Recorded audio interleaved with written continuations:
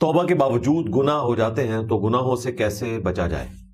پہلی بات تو یہ ذہن نشین رکھیں کہ انسان کی جو نیچر ہے وہ اللہ تعالیٰ نے ایسی بنائی ہے کہ اس کے اندر گناہ کرنے کا مادہ موجود ہے۔ انسان ظاہر ہے فرشتہ نہیں ہے، فرشتے گناہوں سے پاک ہیں اس حوالے سے کہ ان کو اللہ تعالیٰ نے گناہ کی نہ تو لذت سکھائی ہے نہ ان کے اندر اس کی کوئی کمپیٹنسی موجود ہے۔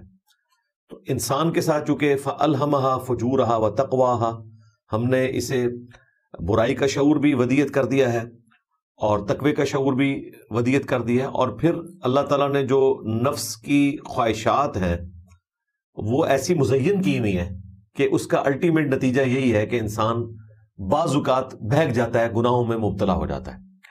لیکن انسان کی روش آدم علیہ السلام والی ہونی چاہیے۔ آدمی وہ ہوتا ہے جو اپنی غلطی کے بعد اللہ تعالیٰ کی طرف رجوع لائے، معافی مانگ لے، اور شیطان وہ ہوتا ہے جو اپنی غلطی کی جسٹیفیکیشن دینا شروع کرتا ہے۔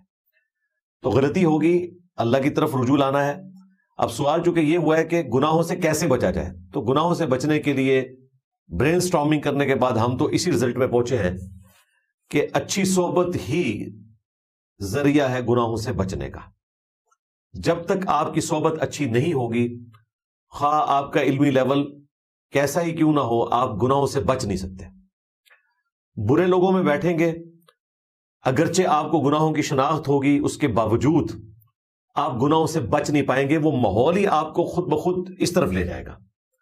اسی لیے قرآن پاک میں اللہ تعالیٰ نے فرمایا یا ایھا الذین آمنوا اتقوا اللہ وکونوا مع الصادقین، اے اہل ایمان اللہ کا تقوی اختیار کرو اور سچوں کے ساتھ ہو جاؤ۔ عقیدے کے اعتبار سے بھی سچوں کے ساتھ ہو جاؤ، صحبت کے اعتبار سے بھی سچوں کے ساتھ ہو جاؤ۔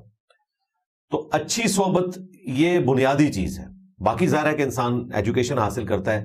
ہم اکثر کہتے ہیں کہ قرآن پاک کو ترجمے سے پڑھیں۔ اگر پڑھنے میں تردد ہے، آپ کو ٹائم اویلیبل نہیں ہے، تو اپنی مصروفیات کے اندر سفر کے دوران، جس طرح باہر کے ملکوں میں لوگ 1.5-2 گھنٹے کی ٹریولنگ کر کے جابس کے لیے جاتے ہیں، تو آڈیو ریکارڈنگ میں قرآن پاک کا ترجمہ سنتے رہے۔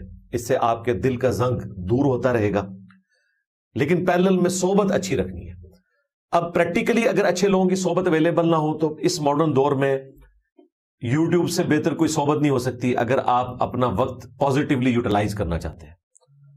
قرآن پاک ترجمے سے پڑھنا، دیکھنا، سننا، اس کے بعد سائنٹیفک جو ڈاکومنٹریز ہیں ان میں آپ دلچسپی لیں، وہ بھی اللہ تعالیٰ کی قدرت کی نشانیاں ہیں تاکہ آپ بور نہ ہوں، اور اسی میں اپنے آپ کو مصروف رکھیں۔ جب خالی ذہن ہوں گے تو ذہن ظاہر برائی کی طرف آپ کو آمادہ کرے گا۔ اپنے آپ کو